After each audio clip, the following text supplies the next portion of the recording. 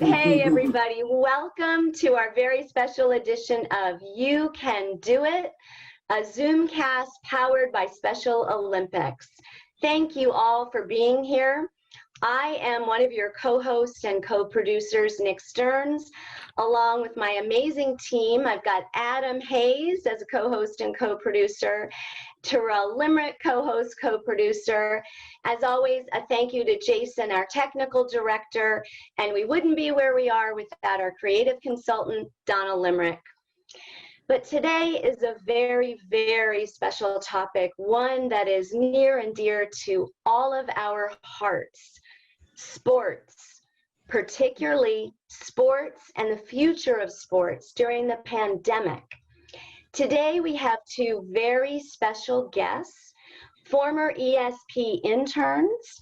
We've got RJ Nealon and Maggie Davis. So welcome, you guys. Maggie is currently at Kentucky Sports Radio and also Hey Kentucky, WLEX TV, and she is a professional sports journalist. So we're super excited to have her here, for her to share her expertise. And of course, we are very excited to have a former athlete. RJ Nealon is in the house tonight, and he is also a professional sports journalist. And RJ also works for Special Olympics North America as not only a sports journalist, but a story writer. So RJ and Maggie, so grateful that you are here. Round of applause, you guys, for these amazing guests. Yay! Thank you all so much for having me. Thank you so much. Awesome. Well, we're going to jump right in. We have so many questions for you guys. We can't wait to hear your perspectives and really kind of helping us process and move forward as we all do in this sort of, unprecedented time in the world. So I'm going to throw it out to Adam Hayes, who's going to start with the questions. But Adam, before you start, I noticed that you are actually wearing a medal tonight. Yep. Yeah, that's beautiful. Can you just share with us, why did you pick that medal to wear tonight? So this medal is something I got from the 2014 USA Games, and I got a gold or two golds in cycling in the 5K and 10K road race at the national level. And to me, this represents all the hard work and all the training I put in to getting to that level of competition a couple years ago. And I have so many amazing memories that just from those 5 days that I was there. And it's one of my favorite medals. I have a story for every medal behind me, but this medal for me represents just the amount of hard work I put in to getting to be able to cross that line, and even the stories behind the race to getting this gold. I love it. Thank you, Adam. Thank you. And I love hearing the stories about each of your medal. I mean, there's such a story about the stories of the medals. So thank you for sharing that. Let's go ahead and start. Adam, I know you want to start with a question for RJ. Yeah. So RJ, I was wondering, in your view, what will the world of professional sports look like in the fall? The professional sports is going to look a lot different. Right now, the NBA is getting ready to get going. So is the MLB. There won't be any fans. The players for the NBA are in a bubble in Orlando. So it's going to look a lot different. A lot of tests, a lot of COVID-19 tests are going to be done. But I'm looking forward to watching sports, even if it's different. We're still going to have sports. And honestly, if you think about it, majority of people watch sports on TV anyways. So it may not be that much different. And you may like getting to hear the athletes and coaches communicate with each other. That's very cool. That's a really great perspective. I think, RJ, is for us to sort of look at it differently. We're going to have it. It's just going to look different. Adam, I know you wanted to talk to Maggie as well. Right. So, Maggie, what will college and high school sports look like this fall as well? Well, like RJ just said, professional sports are going to look pretty different, but I think we're even going to see a bigger difference for college and high school athletes. I mean, it is one thing to ask professional athletes who are making a ton of money and who are doing this as a career to sacrifice things and go live in a bubble for weeks or even months, but that's not going to be the case for collegiate athletes or even for high school athletes. And there's really no way to ensure that a high school football player or a college basketball player is inside a bubble in the same way that an NBA player could be. So I think right now things are looking a little better than maybe we thought a couple of weeks ago, as we sort of hopefully see these trends throughout the entire country start to improve, all fingers crossed. But I think especially for high school, it's going to depend on the particular state. I think that's going to really vary by state. I know here in Kentucky, we're kind of all over the place right now. We had sort of thought we'd flattened the peak, and then all of a sudden we had 900 cases on Sunday, and so everyone's sort of up in arms about that again. And so to see numbers like that continue, I don't know if students will even be able to go to school in person in the fall. And if students aren't in classrooms, they're certainly not going to be on the football fields or the volleyball courts, as of right now, at least in the fall. Right. Wow, so much uncertainty. It's like it changes every day. It does. I swear, some days I'm really optimistic, and then, you log on another day and you're like, oh, maybe we're not going to get this done, or maybe we will. And it all really is very uncertain right now. Wow. Thank you, Maggie. That was a really awesome answer, and that really led a lot of light and shed a lot of light for all of us. Terrell, let's jump to you. I know that you wanted to ask RJ a question. All right. Yes. Hey, how are you, everyone? RJ. Before I ask you a question, I had to show you my medal that I won at the World Games right here. See it? That's awesome, man. Was that out in Los Angeles? Yes, in Los Angeles. I won it. And before the race, I capsized the boat, but I had to turn it up and then race on, and then I got the medal. So RJ, the reason why I want to ask you a question is about why will the COVID-19 have on Special Olympics games? Do you know? Yeah, so Special Olympics is an interesting topic. Right now, at least for Special Olympics North America, all the tournaments made that year have been canceled. But people, I think, fail to remember, Special Olympics is a lot more than just athletics. There's Right.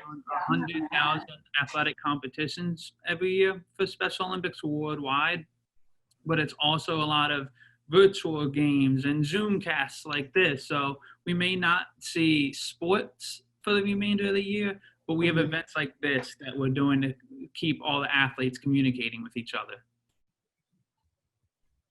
That's great. That was a great question, Terrell. And Terrell, thank you for sharing your third in the world in sailing medal, by the way. That was awesome. Terrell, do you have another question for for Maggie?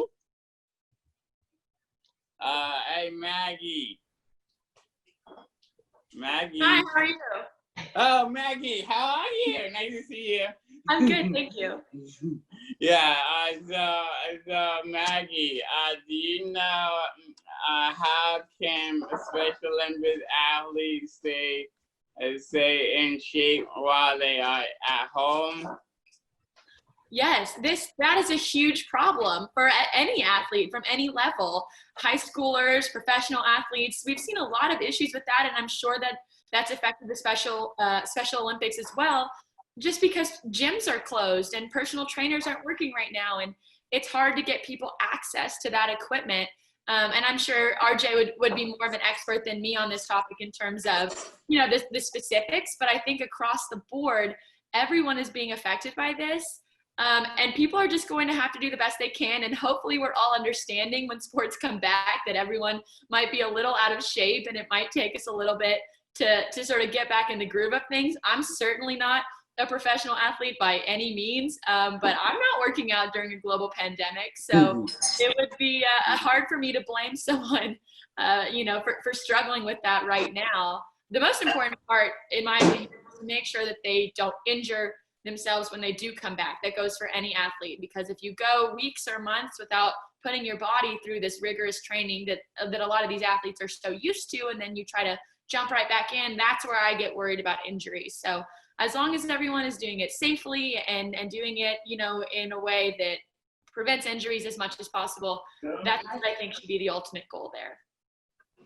Okay, that sounds good. That's awesome.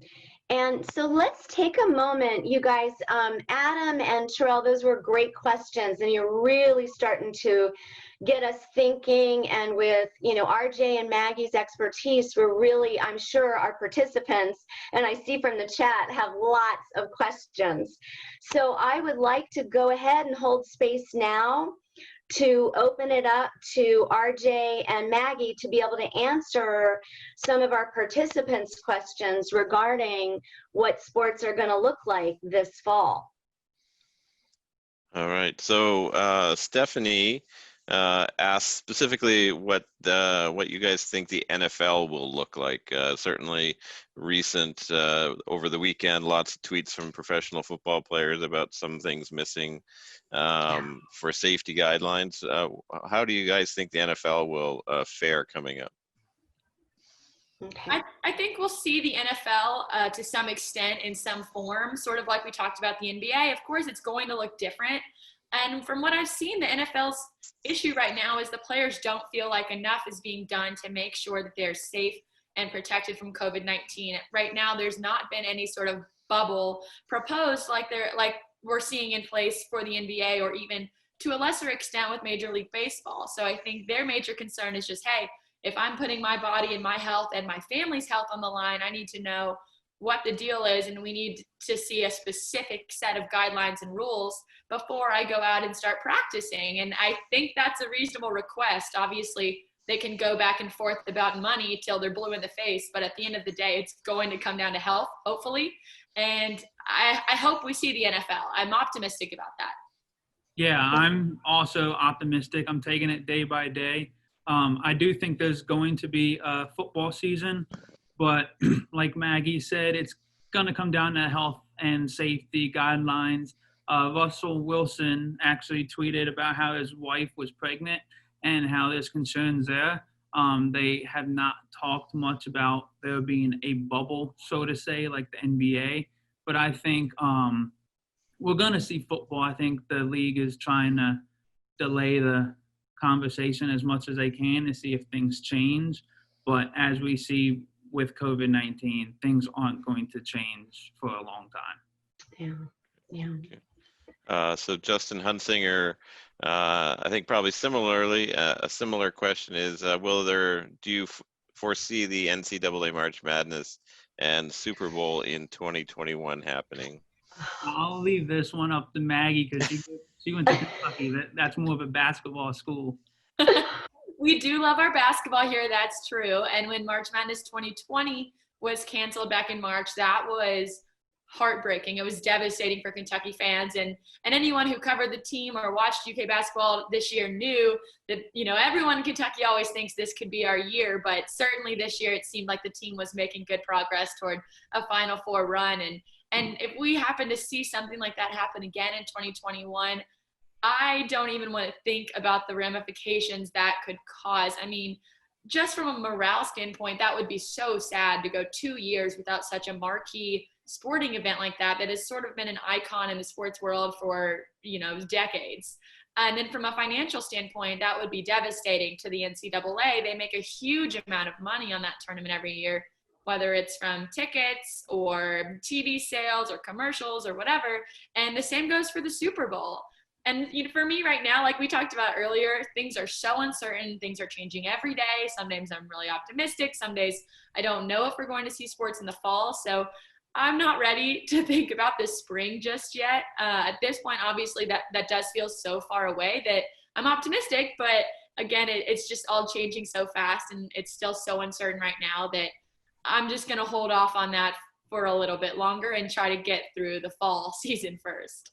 Yeah, I'm right there with you. I want to wait a little bit and see if basketball season's even going to happen.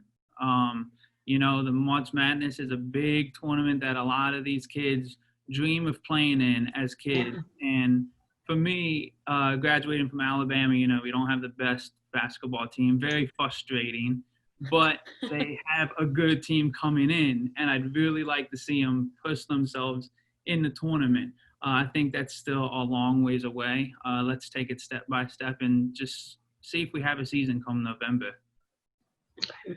Thank you. Nick, do we have time for a few more? Absolutely. Absolutely. Okay, great.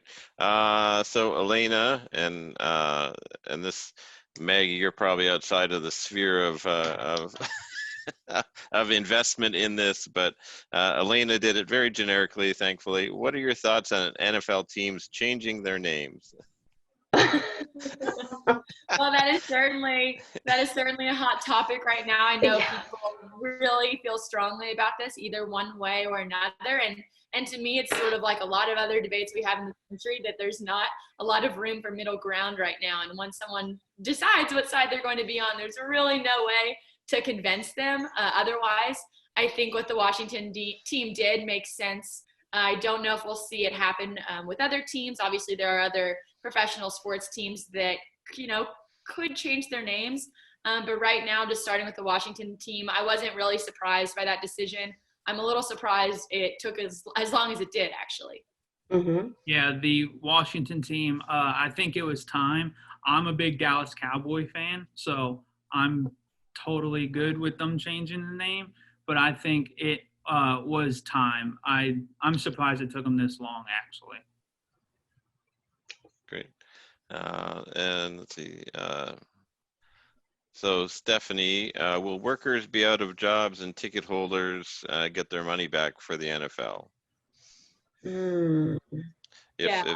I think that's something that we're not talking enough about. So to whoever asked that question, that's a great question. There are so many people involved in these live sporting events or live any events right now that aren't going on, whether that's music festivals or concerts or big group gatherings like that anywhere.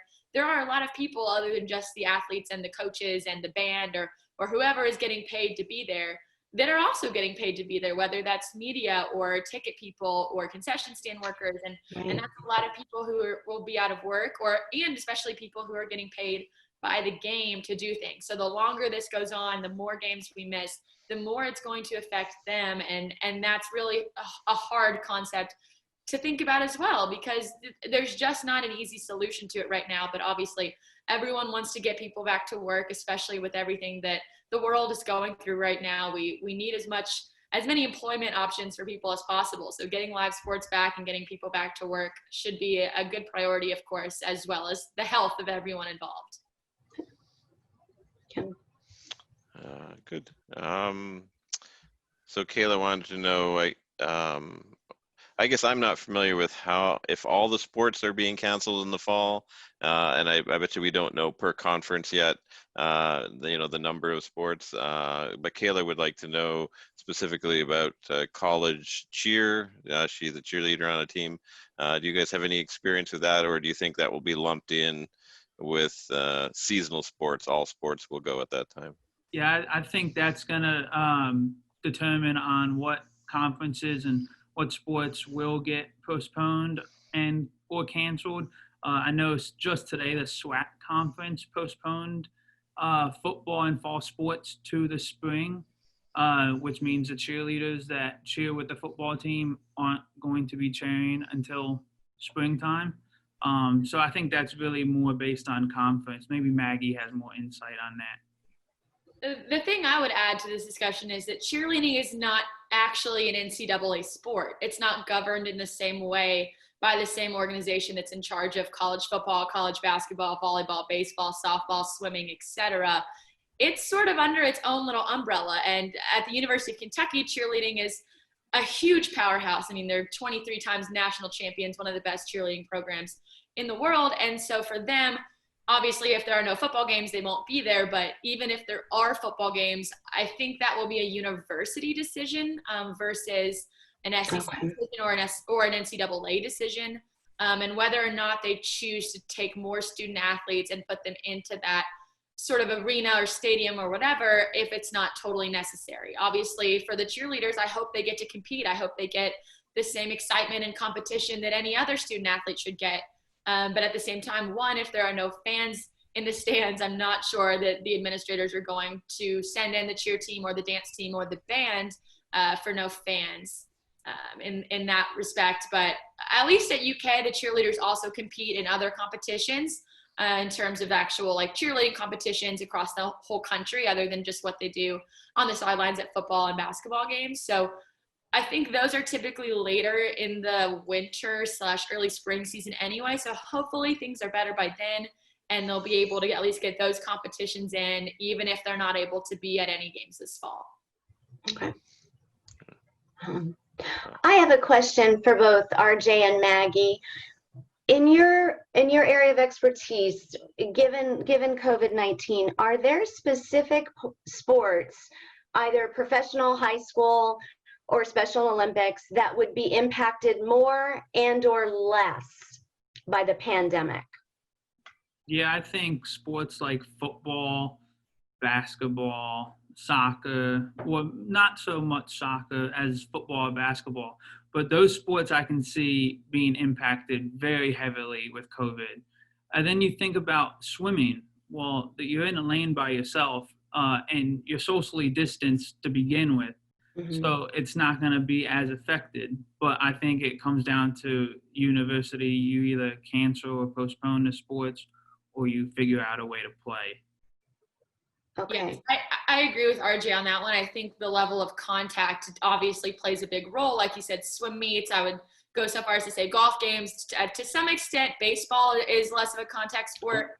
And so sports like that, diving, I think you could do volleyball a little bit, but it just, it really will depend on where we're at as a country and as states when all of this rolls around. And the other thing I would add is some sports will be more affected financially than other sports, especially if we don't have big things like crowded football games or a March Madness or a Super Bowl, etc. But especially for high school and college sports and athletes, if they aren't able to have those big moneymaker events, the big basketball tournaments, the big football state championships, not having that specific revenue from those specific sports are going to have an impact not only on those teams, but on the smaller non-revenue generating teams, like unfortunately like swim teams or volleyball teams, softball teams, etc., that rely on the money from those big name sports like football and basketball and at some schools baseball to help sustain their financial ability to compete and to travel and to have locker rooms and equipment and coaches and paid staff and all of those things are going to be affected. And so to me, I know obviously health and safety comes first, but the financial impacts are also something to worry about, especially for the non-revenue generating sports, especially at even, smaller schools. At D1 schools, things are sort of more lax, I would say, in terms of being able to make it work for a year or two, but there are schools and athletic departments that could be totally devastated by this. And that's what I worry about from a financial perspective. Yeah, multiple schools around the country have already announced that they have been cutting programs. I know Stanford is after the 2020-2021 school year, they're cutting 11 sports. And so I was talking to a journalism friend of mine, if Stanford has to cut sports, just imagine what it's going to do to the small schools. Wow. Wow. So much to think about. I think I see. Thank you guys. That was great. And for just sharing that. Joe, I think Joe has a question. Joe, I see Joe's hand up. I see lots of hands up. I knew this was going to be a robust conversation. Joe, can you unmute? Do you want to, or do you have your question?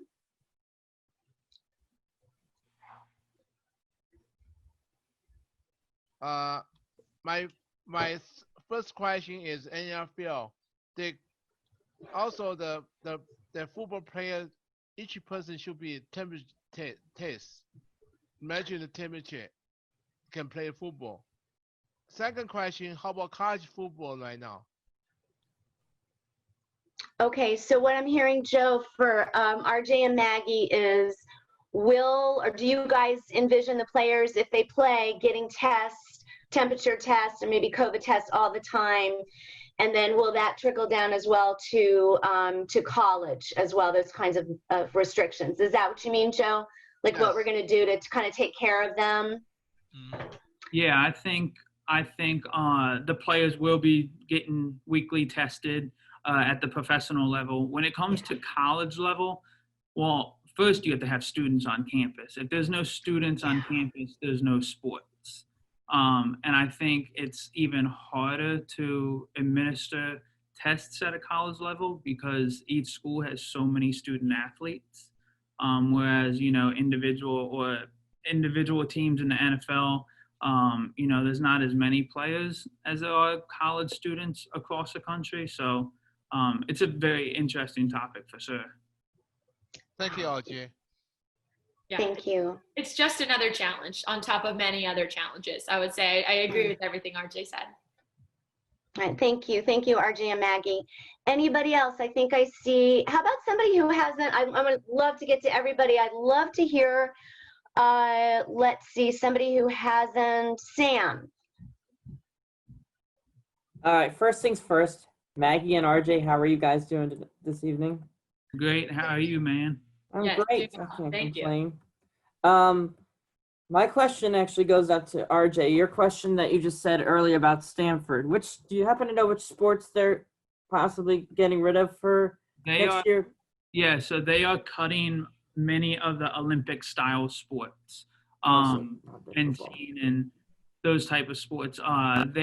Stanford is known to many as like the golden school for Olympic style sports. Mm-hmm. But they've managed to be able to keep football and basketball. Well, at least they're keeping football because my uncle used to work for them. So it's an unfortunate turn of events.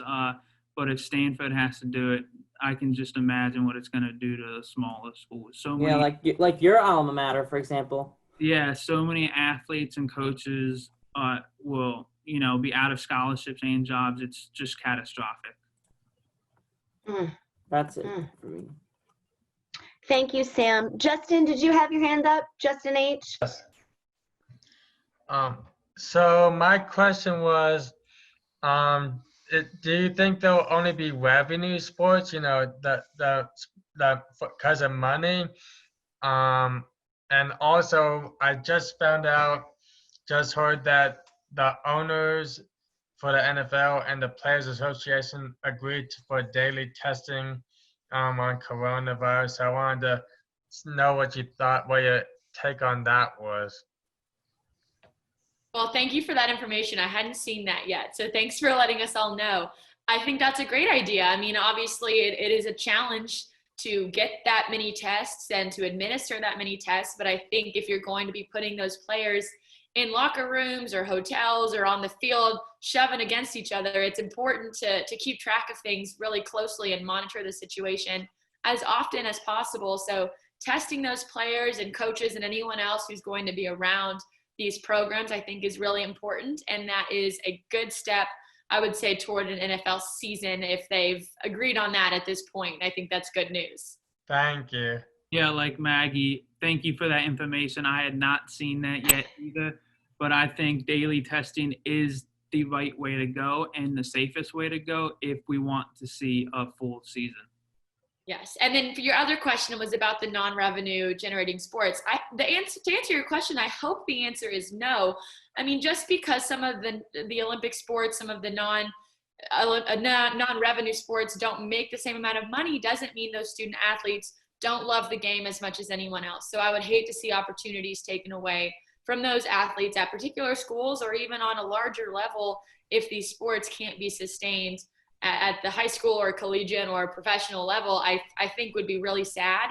I don't think that's what we're going to see right away. I'm worried that could be the effect down the line if we continue not having fans in the stands or not being able to sell tickets and make money from these big events like we've talked about.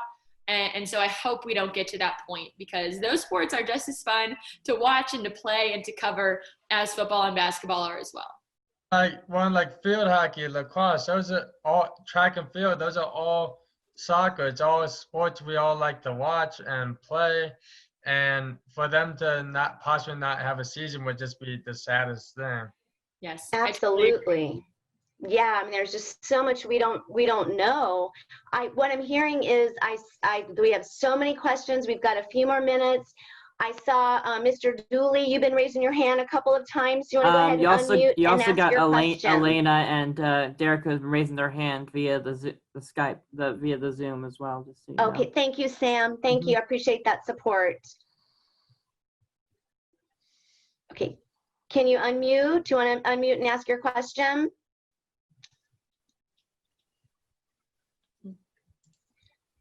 All right, Chris. Still unmute. We go. Okay, got it. Yeah. Why is golf? Wait a minute. Why is golf not happening this year? Because of the pandemic. It's not a contact sport. Are you okay? Good question. Are you talking Special Olympics golf or professional? Special Olympics golf. That I don't know. Probably just the safety. Professional golf is happening right now, but a lot of players have opted out not to play because of safety and guidelines. So I think that's just an organizational decision. Okay. All right. Thank you. All right. Good question. I think I saw another hand somewhere in there. Elena and Derek got their hand raised, as well as Danny Harmon. Okay. Hey, Danny Harmon, can we get your question? Sam, thanks for that. Mm-hmm. Can you hit unmute, Danny? I'd love to hear your question for RJ and Maggie. Yeah. For Maggie, I want to say I do cheerleading. Really? Yeah. That is awesome. I hope you get to keep doing it this fall. I hope I hope they're able to compete. Yeah. And I do them hip hop cheerleading. And then my cheer coach is Gil Watterson. Well, that is awesome. Thank you for telling me that. And like I said, I hope you get to play. Cheerleading is one of those things that I hope doesn't get hurt, just in case, other sports don't get to play. I hope things work out for you and your team as well. Yeah. Great question, Danny. Thank you. Elena, thank you for your patience for waiting. We'd love to take your question now. Yep. So this is both for you and RJ and Maggie. But how do you think, when any players, professional or student athlete, when they return to play, it's one thing for them to be physically ready, but how do you think, they'll be mentally ready given all this whole shutdown? That's a great question. And I think that's something that we need to focus on a little bit more. All across the country and probably the world, I think people are struggling mentally right now. It's not normal for us to be locked inside and missing out on social interaction and being able to see our friends and family and loved ones and go out and do things. And obviously that's taken a toll, certainly on my mental health. I don't want to speak for anyone else, but I do think that is a problem. And so for athletes who have been locked away, in their homes for the past couple of months, to be expected to get out and be in great shape and be ready to be around 1 million people and do all these sort of obligations and things that they're being required to do, I do think that will take a toll on their mental health again. And it's going to be something that is a challenge. Again, we've talked about, all night, all of these challenges that are going to present themselves. And some are really obvious ones that are being talked about a lot. And this is one of those challenges that hasn't been talked about a lot right now, but I think it will be. I think more athletes are going to be coming out and talking about it, certainly from their perspective, and I think that will help too. And I hope that when we're putting all these people inside a bubble together, in addition to the, trainers and the coaches and the physical therapists, I hope we're putting people in there who could also be resources for them mentally. Yeah, I think this is a topic that isn't talked about enough. I know Michael Phelps has talked about it, about the Olympic athletes who have been training for 4 years, and to have the Olympics, postponed until next year. He said, a lot of these athletes' mental health is going to be affected. I know for me, sports is a large part of my life. It's what I get paid to talk about, so it's really taken a toll on me. I'm not going to speak for anyone else, but, these players they have a good support system. And I think we're going to see more players coming out and talking about it. Mm-hmm. Yeah, thank you, Elena. That was a wonderful question, and I agree with everything that Maggie and RJ said. We're not talking about that piece very much, but I'm really glad that you opened that up into our conversation, and I hope that we have more conversations about that, because it's a very important thing to talk about. So thank you for that. Does anybody have, I know again we got Derek, lots of thoughts, but does anybody have any more questions for RJ and Maggie? And we're so grateful for their time and their just all of the knowledge and expertise they've shared with us tonight. Hey, Nick, I think Derek Hamburg has a question. Yeah. Oh, wonderful. Derek, thank you for your patience. Go ahead. You've got the floor. All right. So for all the sports, do you think, how you think they're gonna try to go through any way to keep their sports going? Like after they get started? Like when they get close to starting, or if they could start, how do you think they're gonna be able to make sure they can, like, if there's like any way that they can get the start, how do you think they can get that start? Right. I think that will vary a lot depending on the sport and depending on the league and whether that's high school or college or professional or Special Olympics. Everyone is going to sort of go through their own different process because everyone is different and everyone has different resources and different experiences and stuff like that. So these decisions will probably be made differently, and some people might play and some people might have to wait a little bit longer. And I just think it's important to keep in mind that everything is hopefully being done with health and safety first and foremost. And I think a big part of it also is going to be how the country does without sports. I mean, how are we doing in terms of how many positive cases do we have? How many people are in the hospital? How many people are in the ICU? How many people are still suffering from this disease? And whether or not those people are athletes, they're still people and they still affect everything we do. And while the whole country is struggling with this, it's easy, at least for me, to focus just on the sports aspect of it because, that's what I want to do and that's what I work in and that's sort of my own little world. But I think it's going to be important for these leagues and these people who are making the decisions to keep in mind that there's a whole country out there that isn't playing sports, but their health and safety matters too. And so they're going to be watching the numbers of cases and hospitalizations and deaths and all that sort of stuff. And all of that will factor into decisions. So hopefully everyone is quarantining still as much as possible. I know every state is a little bit different, but wearing masks and staying inside and social distancing and all that stuff is going to help us not only in sports, but just getting on track in general throughout the country. Yeah, so true. Did I answer your question, Derek? Yep. Okay. Wonderful. So I have one last question, RJ and Maggie, as you're moving forward in your career as sports journalists and working within a global pandemic, if there was anything that you could predict, say 2 years from now, what would it be? Whew.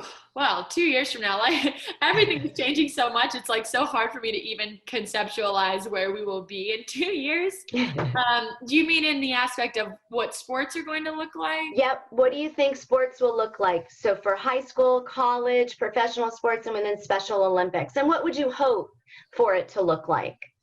Well, I hope everything is back to close to normal, as you know, as we sort of have come to know sports in the past. I hope we get close to that, and I hope by then we found ways to improve on it. How do we make sports more inclusive, more diverse, more? How do we just make them better? We have this really unique time, and at least for me, it's been easy to focus on the negatives. But we also have a lot of time to work on ourselves and to work on sort of society as a whole. And what are we doing to make sports better when they do come back?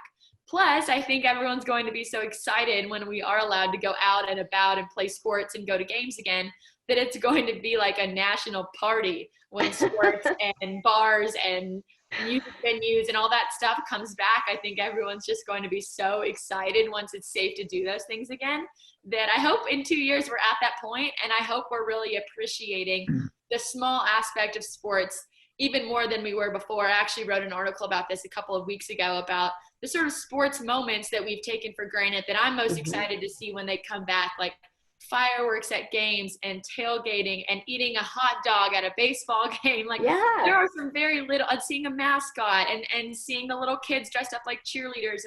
And there are a lot of small things that, at least in my opinion, I think we've overlooked in the past. And it's so focused on winning and being competitive and having your team win. And I think in 2 years that will still be important, but I also think we're going to hopefully be more appreciative of the whole game and the whole experience of what's going on. Awesome. Awesome. RJ, how about you?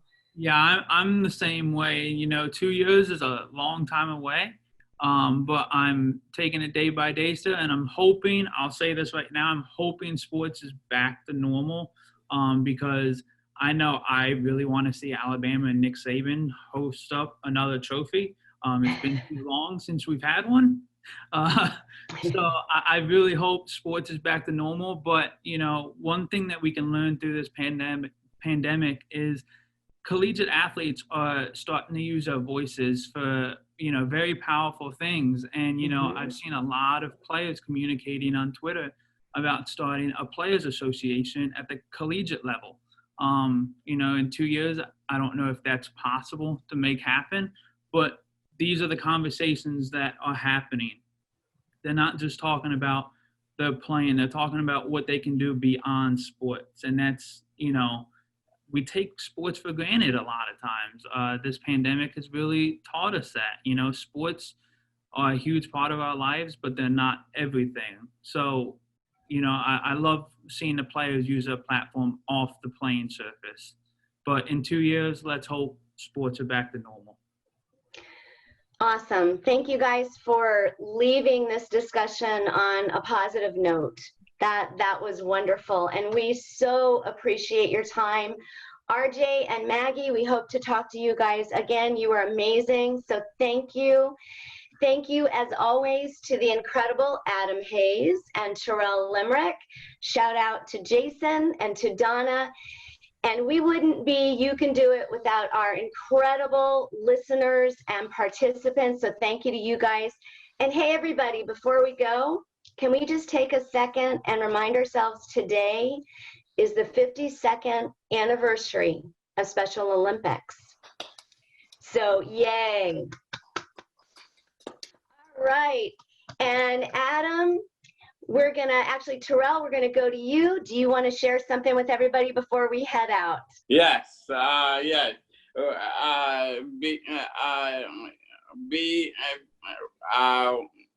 Come back in 2 weeks. We will be here on Zoom. You can do it. Be here or be square. Thank you. And Adam, how about you? Yeah, and everyone, be sure to bring your ideas and questions. And until next time, stay positive. All right, everybody, thumbs up, Be well, everybody. We'll see you in 2 weeks. We're going to talk about yoga, meditation, and how to stay relaxed. Be safe. And thank you so much, RJ and Maggie. Good night, everybody. All right, good night.